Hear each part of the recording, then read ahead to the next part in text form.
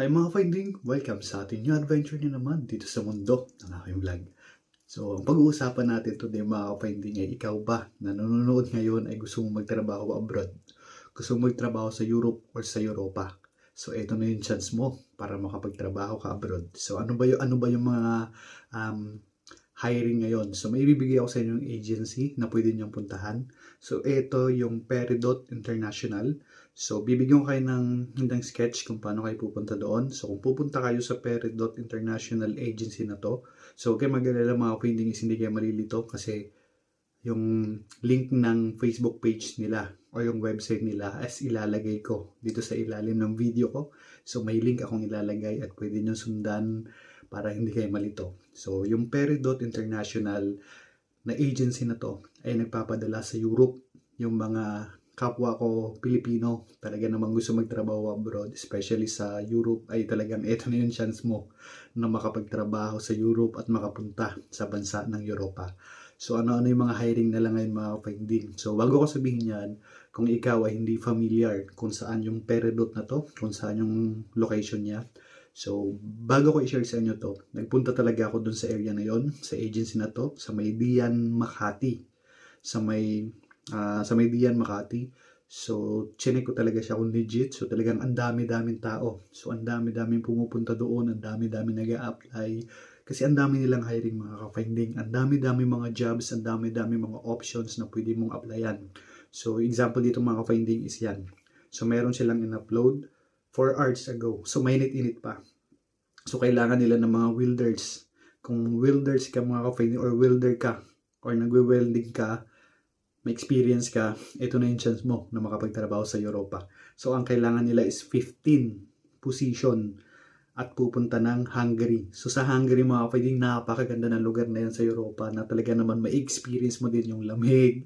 Talaga nag-i-snow dyan. So, yan. So, kung ikaw is fit ka dito sa hiring nila papuntang Hungary sa Europa, mga wielders, mga ka-finding, kung ikaw ay isang wielder na may experience na, abay, wag mong papalagpasin yung chance na to at mag-apply ka na. So, maliban dyan, meron din silang hiring. Hungary pa rin ito mga finding. Hiring sila ng mga visual sorter. So, mga inspector ito. So, kung ikaw nanonood ngayon ay may experience sa ganyan. So, 40 or 40 yung kailangan nila dito. So, baka ikaw na ang inaantay nila at makapag-work ka na sa Europa. So, aside from that, mainit-init pa. 1 day ago, kahapon lang mga ka-finding pinost sa Hungary pa rin. So, kailangan nila ng material handlers.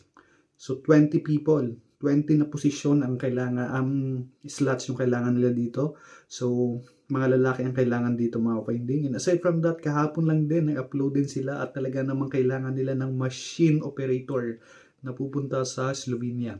Slovenia mga finding is nasa Europa din yan. Napakagandang bansa. Sobrang malapit lang yun dito actually sa kung saan ako ngayon. Napakaganda yan mga finding. So ang kailangan nila dyan is machine operator. 15 ang kailangan nila dyan. So kung ikaw ay talaga namang ma-experience din sa machine operator, abay, wag mo nang papalagpasin mga ka-finding kasi baka ito na yung chance mo makapagtrabaho sa Europa.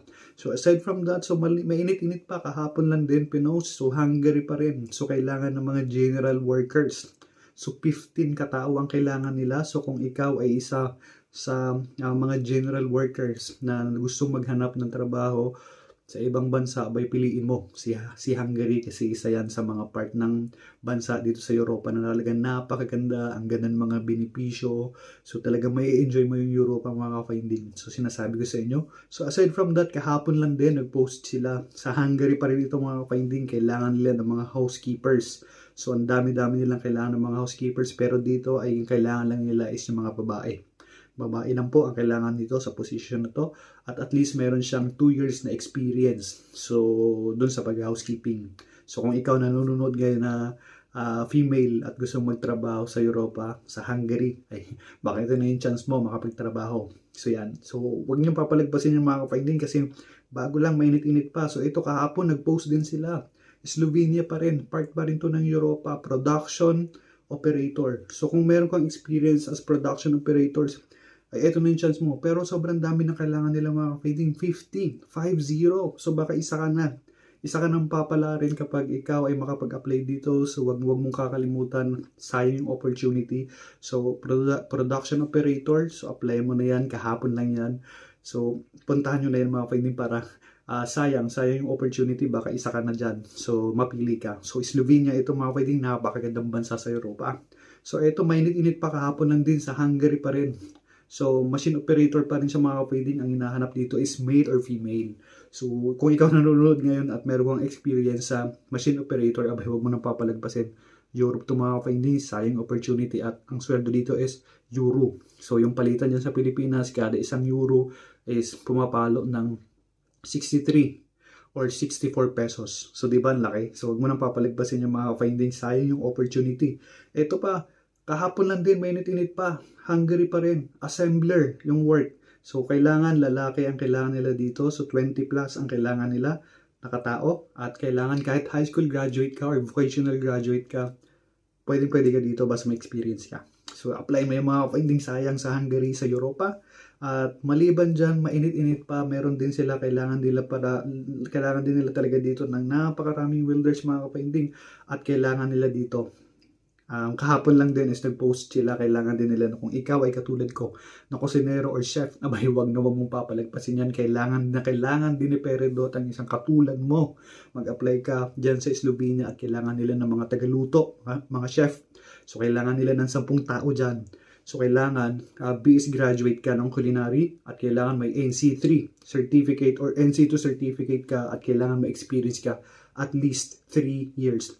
Kung ikaw ay talaga namang bihasa na pagdating sa kusina at talaga namang ang dami mo ng experience, abay, huwag mong papalagpasin ito mga ka-finding. Huwag mong sasayangan yung opportunity na makapagtrabaho dito sa Slovenia. Talaga naman napakagandang bansa to at part po ito ng Europa. At take note, it's euro po ang sahod at talaga naman malaking tulong kapag kayo ay nandito sa Europa. So maliban dyan mga ka-finding is meron pang so, ang daming hiring ng Peredot ngayon. So, sinishare ko sa inyo para makatulong din ako sa mga katulad kong mga Pilipino na naghahanap din ng trabaho at mapabago yung buhay nila. So, si Peredot mga ka-finding is ito yung sa agency na ang alam ko hindi sila naghihingi ng placement fee or kung mayroon man, dapat hindi siya lagpas doon sa monthly salary mo sa isang buwan. Okay, so paano kayo pumunta ng Peredot kapag kayo ay bago at hindi kayo familiar sa Manila? So like for example, mag-LRT kayo. So pag LRT nyo, sa LRT, bababa kayo ng Hilpuyat. Sa Hilpuyat, pagdating nyo dun sa Hilpuyat, pwede kayong sumakay ng jeep papuntang Dian sa Makati. Huwag kayong sumakay dun sa kabilang side kasi papuntang Mall of Asia yon. So doon kayo sa kabilang side. Kapag dun sa LRT, may makikita kayo doon. Basta magtanong kayo doon mga ka-finding, maraming mga vendors doon o may mga tao na pwede nyo pagtanungan kung saan papuntang Dian, Makati. So actually pwede nyo siyang lakarin kung kaya nyo maglakad. Malapit lang siya. Kung lalakarin nyo siya around 20 minutes walk. So from LRT station hanggang Hilpuyat LRT station hanggang doon sa Peredot ay 20 minutes walk, kaya nyo yung lakarin. Pero kung nagmamadali kayo at gusto nyo naman sumakay, ay pwede kayong sumakay ng jeep. So galing sa Hilpuyat LRT station, pwede kayong bumaba ng Dian. Tapos pagdating sa Dian, lalakarin nyo lang siya. So bumaba nyo ng jeep galing LRT, tawid kayo sa kabilang side kasi nandun si Peredot. So lakad lang kayo from Dian, siguro 7 minutes walk. So nandun na kayo dun sa agency na yon. So, yon. So, para hindi lang kayo malito. So, pwede nyo rin i-google yan, i-google map nyo yan para hindi rin kayo maligaw or malito. So, yung mga sinabi ko sa inyo, mga hindi ng mga hiring kasi talagang kailangan nila yan. Mainit-init pa. Ngayon at kahapon lang sila nag-post. So, kung ikaw ay pasok doon sa mga na-mention ko na mga trabaho na talaga naman may experience ka, wag mong papalagpasin yung opportunity na to na makapagtrabaho ka sa Europa. So si Peredot mga ka-finding, wala akong connection dyan. Wala akong kakilala dyan. Sinishare ko lang po ito sa inyo kasi based po ito sa mga kakilala ko. At personally ako pumunta ako doon sa agency niya na talaga naman ang daming tao. Crowded talaga siya, ang dami nag-a-apply. So legit talaga siya mga ka-finding. So pwede nyo siyang applyan. So punta kayo doon. Pasa kayo ng resume nyo or pwede din kayong mag-email sa kanila kasi ano kung may email address yan sila. Pero better mga ka-finding para mapabilis yung proseso ng pag-apply nyo. is mag-walk-in kayo. Kasi pagdating doon, kukunin yung CV nyo, mag-aantay kayo sa labas. So, papasin nyo doon sa bintana yung resume nyo at may mag-check doon at tatawagin isa-isa. Tapos, kakausapin kayo, interviewin kayo. Tapos, yun, depende sa inyo kung paano nyo ipapasa yung interview nyo. So, yun. So, huwag nyo kakalimutan mga ka-finding, talaga man hiring dito sa hiring dyan sa may Slovenia, sa may Hungary. So, yan. Part po yan ng Europe at talaga naman napakaganda dito sa Europa at talagang euro ang sahod dito. So, malaki yung palitan dyan sa peso sa Pilipinas. So, kung ikaw na nanonood ngayon at talaga naman narinig mo mula dun sa vlog ko na isa dun sa mga skills mo, yung kailangan sa Hungary, sa Slovenia, or dito sa Europa, wag mong kakalimutan mag-apply at pumunta ka na kaagad kasi mainit-init pang mga finding kahapon lang to at kanina nag-post sila ng bago. So, kailangan mag-apply kayo kaagad kasi sayang yung chance. So, kung alam mong ikaw na may experience ka at matatanggap ka, wag mong sasayangin yan.